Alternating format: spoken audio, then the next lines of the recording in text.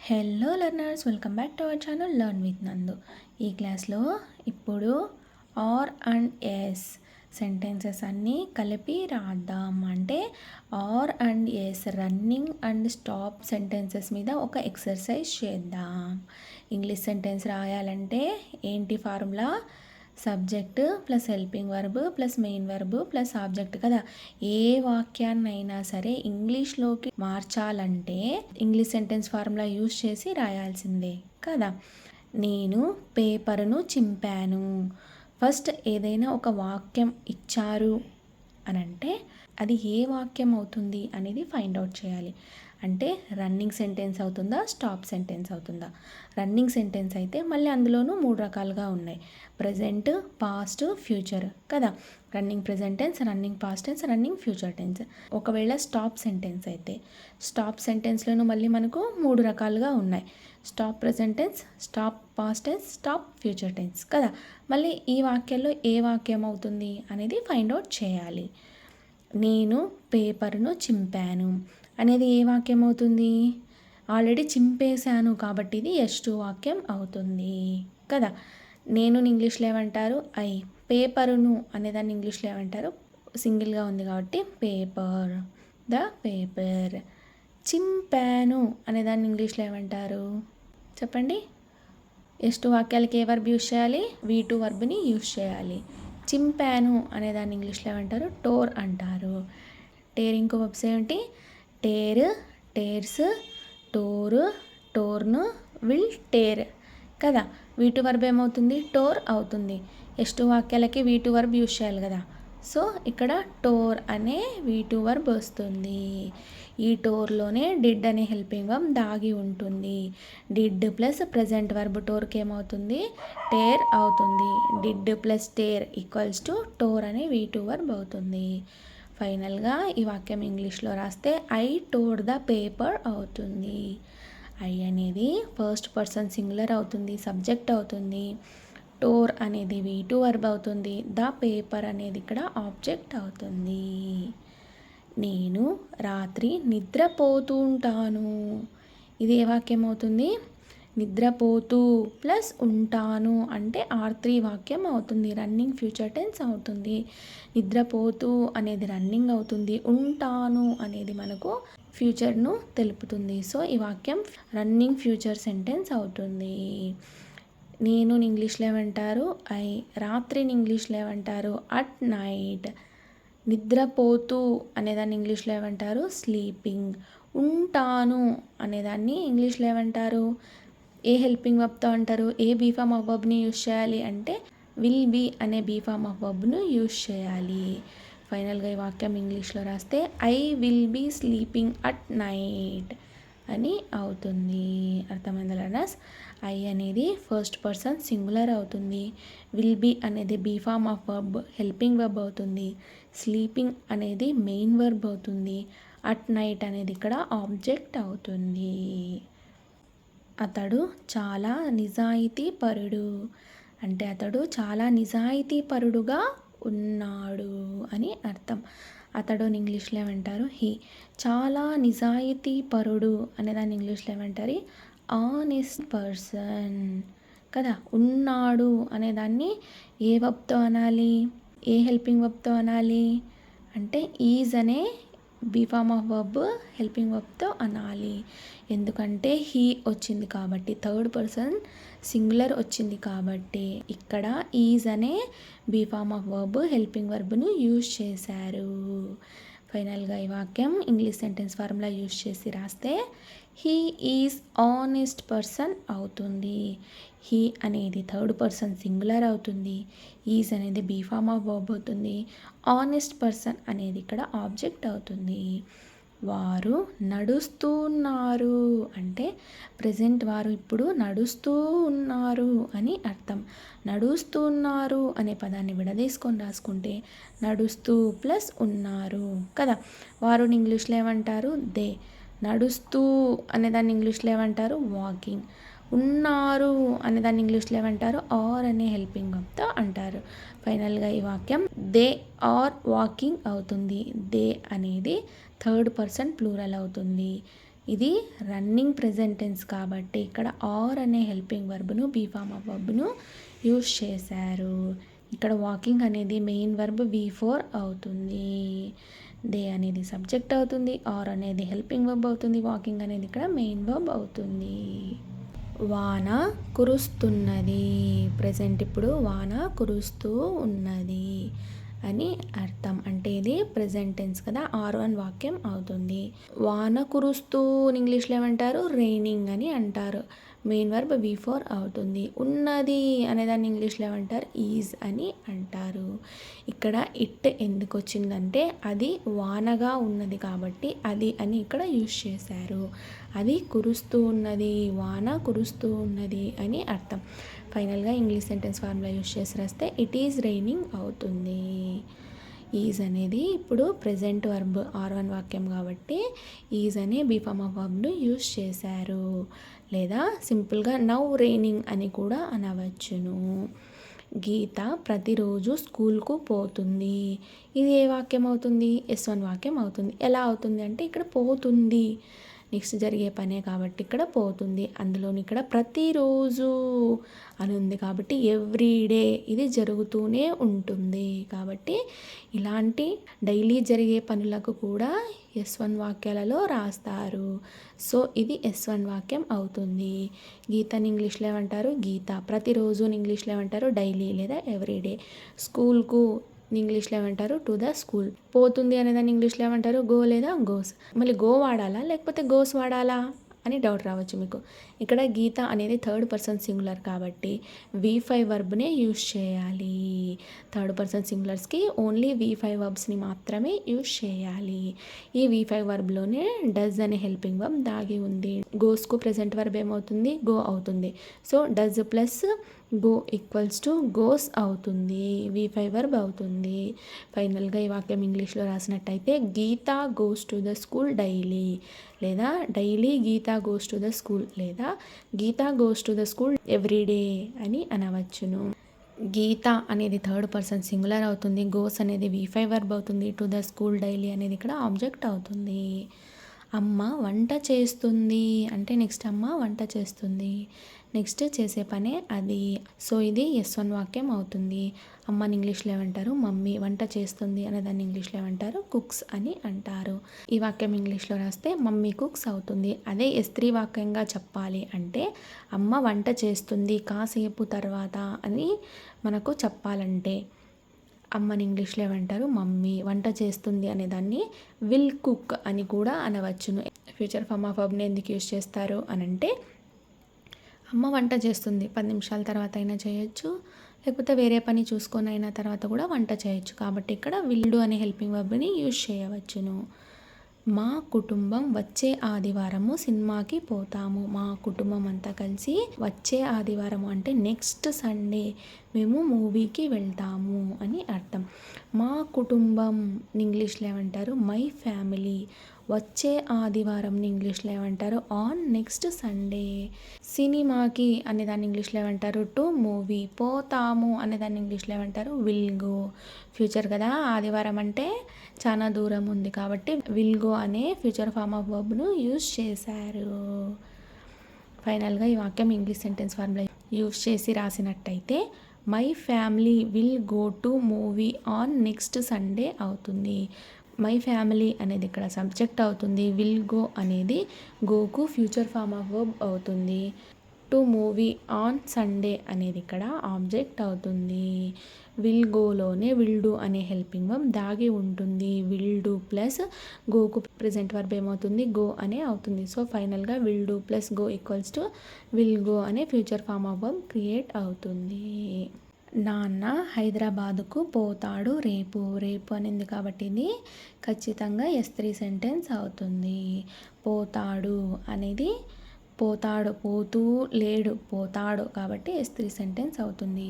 నాన్న హైదరాబాద్కు పోతాడు రేపు అనే ఈ వాక్యం ఇంగ్లీష్లో రాస్తే my father will go to Hyderabad tomorrow అని అవుతుంది.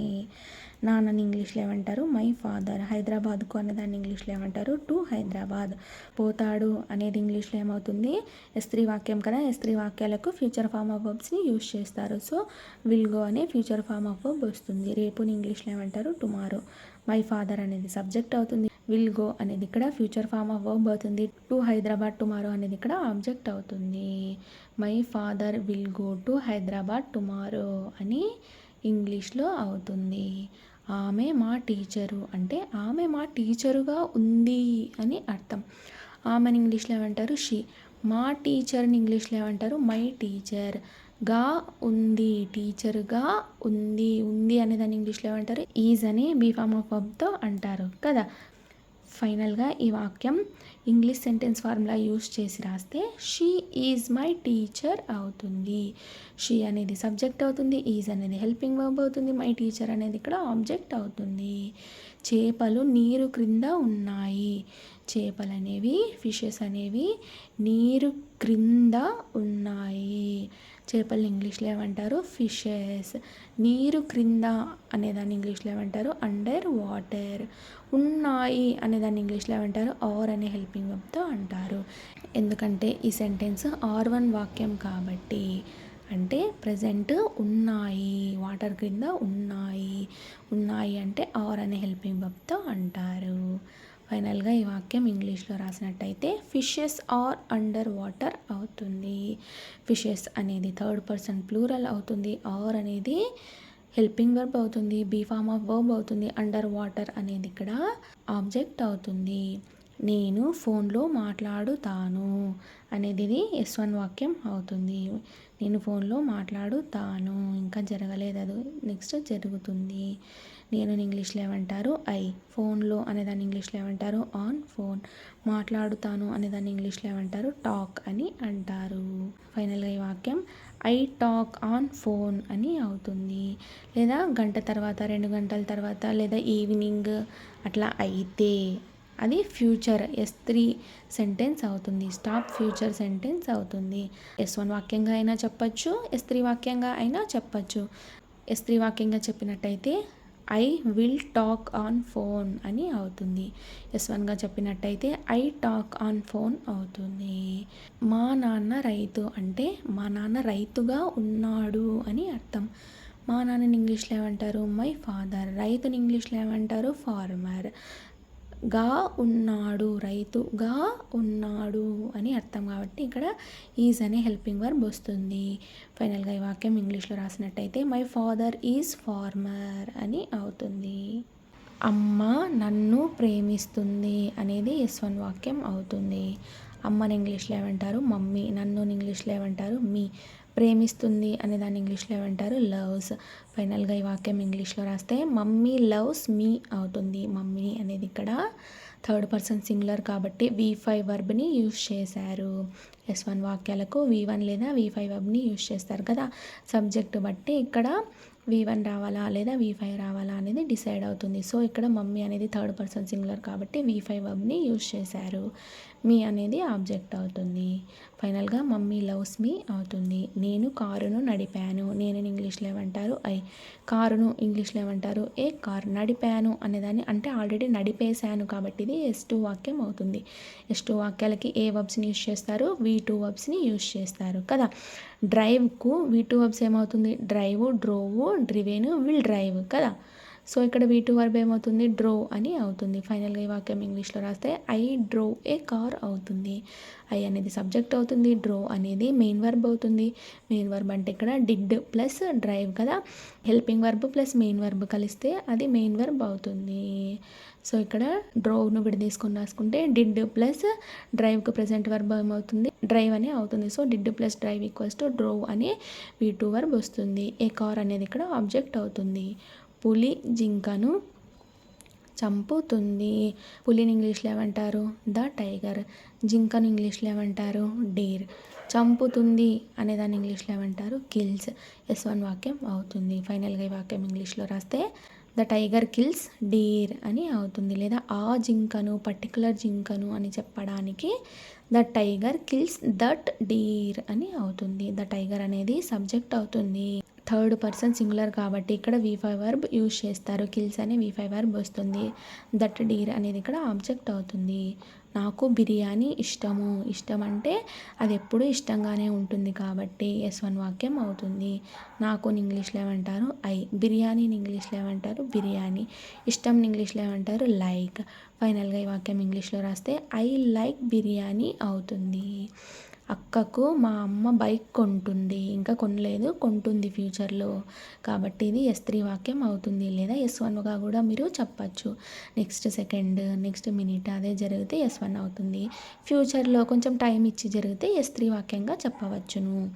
అక్కకు అనేదాన్ని ఇంగ్లీష్లో ఏమంటారు టు మై సిస్టర్. మా అమ్మని ఇంగ్లీష్లో ఏమంటారు మమ్మీ లేదా మై మదర్. బైక్ని ఇంగ్లీష్లో ఏమంటారు బైక్. కొంటుంది అనేదాన్ని ఇంగ్లీష్లో ఏమంటారు ఫ్యూచర్ ఫార్మ్ ఆఫ్ వర్బ్ వస్తుంది కదా S3 వాక్యాలకు. కొంటుంది అని ఇంగ్లీష్లో ఏమంటారు bike future form of verb ఏమవుతుంది విల్ బై అవుతుంది. సో ఫైనల్గా ఈ వాక్యం ఇంగ్లీష్లో రాస్తే mummy will buy a bike to my sister అవుతుంది.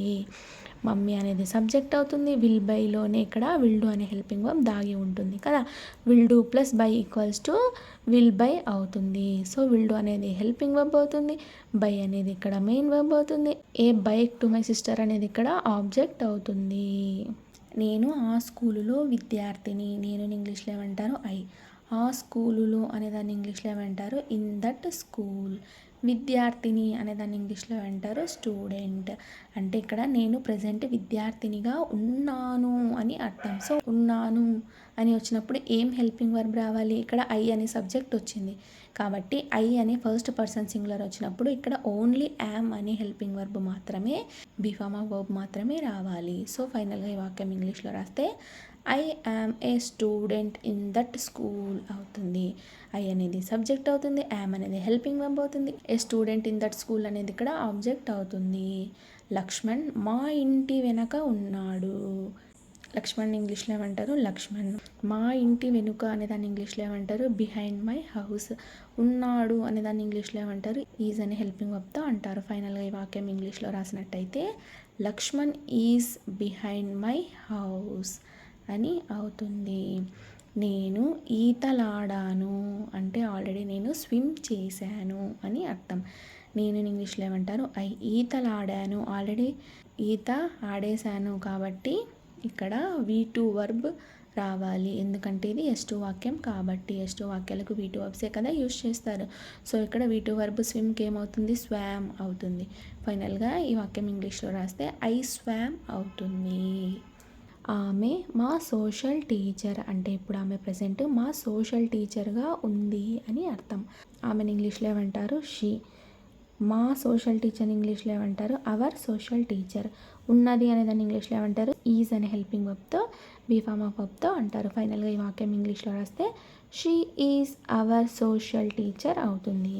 నేను ఇంట్లో ఉన్నాను. నేను టీవీ చూస్తున్నాను అంటే ఇప్పుడు ప్రజెంట్ నేను ఇంట్లో ఉన్నాను సో టీవీ చూస్తున్నాను అని అర్థం. నేను మా ఇంట్లో ఉన్నాను అనే వాక్యం ఇంగ్లీష్లో రాస్తే నేను ఇంగ్లీష్లో ఏమంటారు ఇంట్లో ఇంగ్లీష్లో ఏమంటారు ఇన్ హౌస్. ఉన్నాను అనే దాన్ని ఇంగ్లీష్లో ఏమంటారు యామ్ అనే హెల్పింగ్ వర్బ్తో అంటారు. ఫైనల్గా ఈ వాక్యం ఇంగ్లీష్లో రాస్తే ఐ యామ్ ఇన్ హౌస్ అవుతుంది. ఐ అనేది సబ్జెక్ట్ అవుతుంది. యామ్ అనేది హెల్పింగ్ వర్బ్ అవుతుంది. ఇన్ హౌస్ అనేది ఇక్కడ ఆబ్జెక్ట్ అవుతుంది. నేను టీవీ చూస్తున్నాను అంటే ప్రజెంట్ టీవీ చూస్తూ ఉన్నాను అని అర్థం.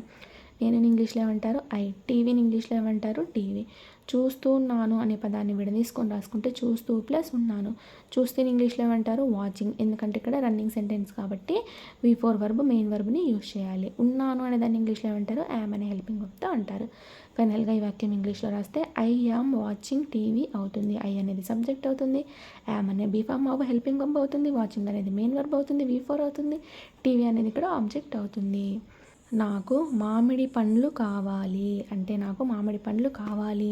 పిల్లలు మొండిగా కూర్చుంటారు కదా, అమ్మ నాకు మామిడి పండ్లు కావాలంటే కావాలి అని అంటుంటారు కదా, అలాంటప్పుడు ఈ వాక్యం మీకు యూజ్ అవుతుంది. ఇది S1 సెంటెన్స్ అవుతుంది. కావాలి అనేది S1 సెంటెన్స్ అవుతుంది. ఎందుకంటే ఇంకా అది జరగలేదు, నెక్స్ట్ జరుగుతుంది కాబట్టి S1 సెంటెన్స్ అవుతుంది. నాకు మామిడి పండ్లు కావాలి. నాకుని ఇంగ్లీష్లో ఏమంటారు? మామిడి పండ్లుని ఇంగ్లీష్లో ఏమంటారు? మ్యాంగోస్ అని అంటారు. కావాలిని ఇంగ్లీష్లో ఏమంటారు? వాంట్ అని అంటారు. ఫైనల్గా ఈ వాక్యం ఇంగ్లీష్లో రాస్తే ఐ వాంట్ మ్యాంగోస్ అవుతుంది. అతడు ఆమెను ద్వేషిస్తాడు. ఇంకా ద్వేషించలేదు, నెక్స్ట్ ద్వేషిస్తాడు కాబట్టి S1 వాక్యం అవుతుంది. అతడుని ఇంగ్లీష్లో ఏమంటారు? హీ. ఆమెను ఇంగ్లీష్లో ఏమంటారు? హర్. ద్వేషిస్తాడు అనే దాన్ని ఇంగ్లీష్లో ఏమంటారు? హేట్స్. ఇక్కడ థర్డ్ పర్సన్ సింగులర్ వచ్చింది కాబట్టి ఇక్కడ V5 వర్బ్ని యూజ్ చేశారు. హేట్స్ V5 వర్బ్ అవుతుంది. హర్ అనేది ఆబ్జెక్ట్ అవుతుంది. హీ అనేది సబ్జెక్ట్ అవుతుంది. ఫైనల్గా ఈ వాక్యం హీ హేట్స్ హర్ అవుతుంది. వాళ్ళు మాపై రాళ్ళు విసిరారు అనేది నెక్స్ట్ వాక్యం అవుతుంది. ఎందుకంటే ఆల్రెడీ జరిగింది పని ఇక్కడ కాబట్టి. వాళ్ళు ఇంగ్లీష్లో ఏమంటారు? మాపై ఇంగ్లీష్లో ఏమంటారు? On us. రాళ్ళు ఇంగ్లీష్లో ఏమంటారు? స్టోన్స్. విసిరారు అనేదాన్ని ఇంగ్లీష్లో ఏమంటారు? త్రోకు వీటి వర్బ్ ఏమవుతుంది? త్రోన్. విసిరారు అనేదాన్ని ఇంగ్లీష్లో ఏమంటారు? త్రో. V1 వర్బ్ త్రో అవుతుంది. దానికి V2 వర్బ్ ఏమవుతుంది? త్రీ అవుతుంది. V3 వర్బ్ ఏమవుతుంది? త్రోన్ అవుతుంది. ఫ్యూచర్ వర్బ్ ఏమవుతుంది? విల్ త్రో అవుతుంది. సో ఇక్కడ V2 వర్బ్ యూజ్ చేయాలి కాబట్టి S2 వాక్యాలకు త్రోకు V2 వర్బ్ త్రీవ్ అవుతుంది. ఫైనల్గా ఈ వాక్యం దే త్రీవ్ స్టోన్స్ ఆన్ అస్ అవుతుంది. దే అనేది థర్డ్ పర్సన్ ప్లూరల్ అవుతుంది. త్రీవ్ అనేది V2 వర్బ్ అవుతుంది. స్టోన్స్ ఆన్ అస్ అనేది ఇక్కడ ఆబ్జెక్ట్ అవుతుంది. అతడు ఎప్పుడు గురక పెడతాడు అంటే ఆల్వేస్. అతను గురక పెడుతూనే ఉంటాడు అని అర్థం. సో ఇది S1 వాక్యం అవుతుంది. అతడు ఇంగ్లీష్లో ఏమంటారు? హీ. ఎప్పుడు అనేదాన్ని ఇంగ్లీష్లో ఏమంటారు? ఆల్వేస్. గురక పెడతాడు అనేదాన్ని ఇంగ్లీష్లో ఏమంటారు? స్నోర్. ఇక్కడ మరి స్నోర్ రావాలా లేదా స్నోర్స్ రావాలా? V1 రావాలా V5 రావాలా అంటే ఇక్కడ V5 వర్బ్ రావాలి. ఎందుకంటే హీ అనేది థర్డ్ పర్సన్ సింగులర్ కాబట్టి. హీ స్నోర్స్ ఆల్వేస్ అని అవుతుంది ఇంగ్లీష్లో రాస్తే. హీ అనేది సబ్జెక్ట్ అవుతుంది. స్నోర్స్ అనేది V5 వర్బ్ అవుతుంది. ఆల్వేస్ అనేది ఇక్కడ టైంను తెలుపుతుంది. రావణ్ అందరినీ చంపుతాడు. రావణ్ ఇంగ్లీష్లో ఏమంటారు? రావణ్. అందరినీ అనేదాన్ని ఇంగ్లీష్లో ఏమంటారు? ఆల్. చంపుతాడు అనేదాన్ని ఇంగ్లీష్లో ఏమంటారు? కిల్స్. ఫైనల్గా ఈ వాక్యం ఇంగ్లీష్లో రాస్తే రావణ్ కిల్స్ ఆల్ అవుతుంది. రావణ్ అనేది నేమ్ కాబట్టి థర్డ్ పర్సన్ సింగులర్ కాబట్టి కిల్స్ అనే V5 వర్బ్ వచ్చింది. నేను జ్వరంతో బాధపడుతున్నాను. ప్రజెంట్ నేను జ్వరంతో సఫర్ అవుతున్నాను అని అర్థం. నేను ఇంగ్లీష్లో ఏమంటారు? జ్వరంతో ఇంగ్లీష్లో ఏమంటారు? ఫీవర్ అంటారు. బాధపడుతున్నాను అనే పదాన్ని విడదీసుకొని రాసుకుంటే బాధపడుతూ ప్లస్ ఉన్నాను. బాధపడుతూ ఇంగ్లీష్లో ఏమంటారు? Suffering from. ఉన్నాను అనే దాన్ని ఇంగ్లీష్లో ఏమంటారు? ఇక్కడ వచ్చింది కాబట్టి ఫస్ట్ పర్సన్ ప్లూరల్ కాబట్టి ఇది R1 వాక్యం కాబట్టి యామ్ అనే be form of verb use చేశారు. ఫైనల్గా ఈ వాక్యం ఇంగ్లీష్లో రాస్తే I am suffering from fever అవుతుంది. ఐ అనేది సబ్జెక్ట్ అవుతుంది. యామ్ అనేది హెల్పింగ్ వర్బ్ అవుతుంది. సఫరింగ్ ఫ్రమ్ ఫీవర్ అనేది ఇక్కడ ఆబ్జెక్ట్ అవుతుంది. నేను హోంవర్క్ చేస్తుంటాను. నేను ఆ టైంకి హోంవర్క్ చేస్తూ ఉంటాను. ఎక్కడికైనా బయటికి రారా అన్నప్పుడు లేదు నాకు ఆ టైం చాలా ఇంపార్టెంట్, నేను హోంవర్క్ చేస్తూ ఉంటాను ఆ టైంలో, సో బయటికి రావడానికి ఉండదు అని అర్థం. నేను ఇంగ్లీష్లో ఏమంటారు? హోంవర్క్ని ఇంగ్లీష్లో ఏమంటారు? హోంవర్క్. చేస్తూ ఉంటాను అనే పదాన్ని విడదీసుకొని రాసుకుంటే చేస్తూ ప్లస్ ఉంటాను. సో ఇది R3 వాక్యం అవుతుంది. అంటే ఉంటాను అనేది ఫ్యూచర్ని తెలుపుతుంది, చేస్తూ అనేది రన్నింగ్ని తెలుపుతుంది. సో ఫైనల్గా R3 సెంటెన్స్ అవుతుంది. చేస్తూ ఇంగ్లీష్లో ఏమంటారు? డూయింగ్. ఉంటాను అనే దాన్ని ఇంగ్లీష్లో ఏమంటారు? విల్ బీ అని హెల్పింగ్ వర్బ్తో అంటారు. ఫైనల్గా ఈ వాక్యం I will be doing homework లేదా I will be doing my homework అని కూడా అనవచ్చును. ఐ అనేది సబ్జెక్ట్ అవుతుంది. విల్ బీ అనేది హెల్పింగ్ వర్బ్ అవుతుంది. డూయింగ్ అనేది మెయిన్ వర్బ్ అవుతుంది. మై హోంవర్క్ అనేది ఇక్కడ ఆబ్జెక్ట్ అవుతుంది. నేను నీతో మాట్లాడుతాను. నేను నీతో మాట్లాడుతాను అంటే S1 అవ్వచ్చు లేదా S3 అవ్వచ్చు. S1 అంటే నెక్స్ట్ జరుగుతుంది. S3 అంటే కొంచెం గ్యాప్ ఇచ్చి కొంచెం టైం ఇచ్చి అది ఫ్యూచర్లో జరుగుతుంది. నేను ఇంగ్లీష్లో ఏమంటారు? నీతో ఇంగ్లీష్లో ఏమంటారు? To you. మాట్లాడుతాను అనేదాన్ని ఇంగ్లీష్లో ఏమంటారు? టాక్ అని అంటారు. S1 వాక్యంగా చెప్పాలంటే ఐ టాక్ టు యూ అని అవుతుంది. అదే S3గా చెప్పాలంటే I will talk to you అని అవుతుంది. విల్ టాక్ ఎందుకంటే S3 వాక్యాలకు ఫ్యూచర్ ఫార్మ్ ఆఫ్ వర్బ్స్ని యూజ్ చేయాలి కాబట్టి. S1కు టాక్ ఎందుకంటే V1 వర్బ్ని యూజ్ చేయాలి కనుక. సబ్జెక్ట్ అయ్యి వచ్చింది కాబట్టి V1 వర్బ్ని యూజ్ చేయాలి కనుక. మా టీచరు మా నాన్నతో మాట్లాడుతున్నది. మా టీచర్ని ఇంగ్లీష్లో ఏమంటారు మై టీచర్. మా నాన్నతో అని ఇంగ్లీష్లో ఏమంటారు టు మై ఫాదర్. మాట్లాడుతున్నది అనే పదాన్ని విడదీసుకొని రాసుకుంటే మాట్లాడుతూ ప్లస్ ఉన్నది. మాట్లాడుతూ అనేదాన్ని ఇంగ్లీష్లో ఏమంటారు టాకింగ్. ఉన్నది అనేదాన్ని ఇంగ్లీష్లో ఏమంటారు ఈజ్. ఫైనల్గా ఈ వాక్యం ఇంగ్లీష్లో రాస్తే my teacher is talking to my father అవుతుంది. మై టీచర్ అనేది సబ్జెక్ట్ అవుతుంది, ఈజ్ అనేది హెల్పింగ్ వర్బ్ అవుతుంది, బీ ఫార్మ్ ఆఫ్ వర్బ్ అవుతుంది, టాకింగ్ అనేది మెయిన్ వర్బ్ అవుతుంది, టు మై ఫాదర్ అనేది ఇక్కడ ఆబ్జెక్ట్ అవుతుంది. ఆమె బిజీగా ఉంది అనే దాన్ని ఇంగ్లీష్లో చెప్పాలంటే షీ ఈజ్ బిజీ అవుతుంది. ఆమెను ఇంగ్లీష్లో ఏమంటారు షీ. బిజీగా అనేదాన్ని ఇంగ్లీష్లో ఏమంటారు బిజీ. ఉంది అనేదాన్ని ఇంగ్లీష్లో ఏమంటారు ఈజ్ అని బీ ఫార్మ్ ఆఫ్ వర్బ్తో అంటారు. ఇంగ్లీష్ సెంటెన్స్ ఫార్ములా యూజ్ చేసి రాస్తే షీ ఈజ్ బిజీ అవుతుంది. షీ అనేది సబ్జెక్ట్ అవుతుంది, ఈజ్ అనేది హెల్పింగ్ వర్బ్ అవుతుంది, బిజీ అనేది మెయిన్ వర్బ్ అవుతుంది. ఇక్కడ ఆబ్జెక్ట్ లేదు సో రాయట్లేదు. షీ ఈజ్ బిజీ అవుతుంది. ఫైనల్గా నాకు సినిమాకు పోవడం అంటే ఇష్టం. ఇది S1 వాక్యం అవుతుంది. ఇష్టాలను చెప్పాలంటే S1 వాక్యాలలోనే చెప్పాలి. సో ఇది S1 వాక్యం అవుతుంది. నాకు ఇంగ్లీష్లో ఏమంటారు ఐ. సినిమాకు అనేదాన్ని ఇంగ్లీష్లో ఏమంటారు టు మూవీ అవుతుంది. ఇక్కడ టూ రాయలేదు ఇక్కడ టూ రాయాలి. పోవడం అనేదాన్ని ఇంగ్లీష్లో ఏమంటారు టు గో. అంటే ఇష్టం అనేదాన్ని ఇంగ్లీష్లో ఏమంటారు లైక్ అని అంటారు. అంటే నాకు సినిమాకి పోవడం అంటే ఇష్టం అని అర్థం. ఫైనల్గా ఈ వాక్యం ఇంగ్లీష్లో రాస్తే I like to go to movie అవుతుంది. ఐ అనేది సబ్జెక్ట్ అవుతుంది, లైక్ అనేది ఇక్కడ ఇష్టం అవుతుంది, టు గో టు మూవీ అనేది ఇక్కడ ఆబ్జెక్ట్ అవుతుంది.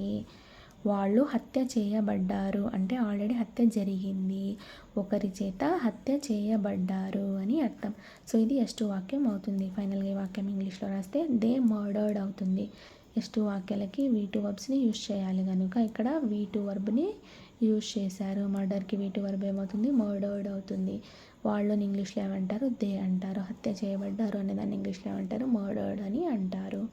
దే అనేది సబ్జెక్ట్ అవుతుంది, మర్డర్డ్ అనేది ఇక్కడ V2 వర్బ్ అవుతుంది. నేను న్యూయార్క్కి పోతున్నాను అంటే ప్రజెంట్ నేను న్యూయార్క్కి వెళ్తూ ఉన్నాను అని అర్థం. నేను ఇంగ్లీష్లో ఏమంటారు న్యూయార్క్కు అనేదాన్ని ఇంగ్లీష్లో ఏమంటారు టు న్యూయార్క్. పోతున్నాను అనే పదాన్ని విడదీసుకొని రాసుకుంటే పోతూ ప్లస్ ఉన్నాను అని అర్థం. పోతూని ఇంగ్లీష్లో ఏమంటారు గోయింగ్. ఉన్నాను అనేదాన్ని ఇంగ్లీష్లో ఏమంటారు యామ్ అని అంటారు. ఫైనల్గా ఈ వాక్యం I am going to New York అవుతుంది.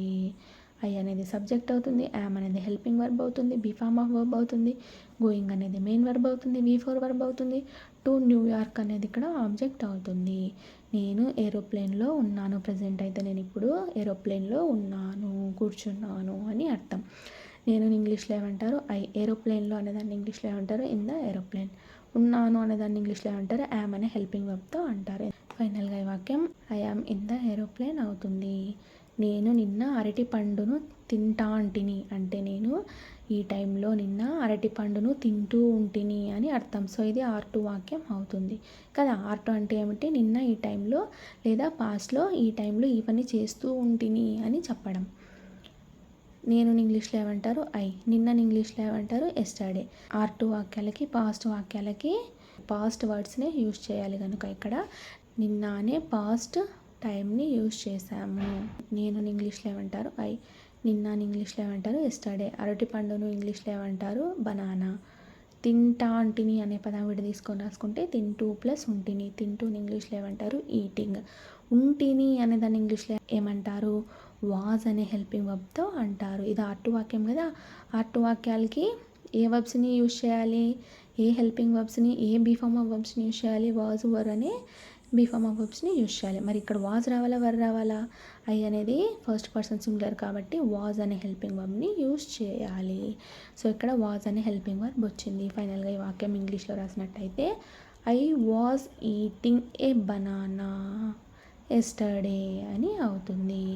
R2 వాక్యాలంటే పాస్ట్లో జరుగుతాయి కాబట్టి టైం చెప్పేటప్పుడు కూడా పాస్ట్లోనే చెప్పాలి, వర్డ్స్ కూడా పాస్ట్లోనే ఉండాలి. అర్థమైందా learners? Thank you so much for watching this video. Please subscribe to Learn with Nandu channel for more videos. Thank you.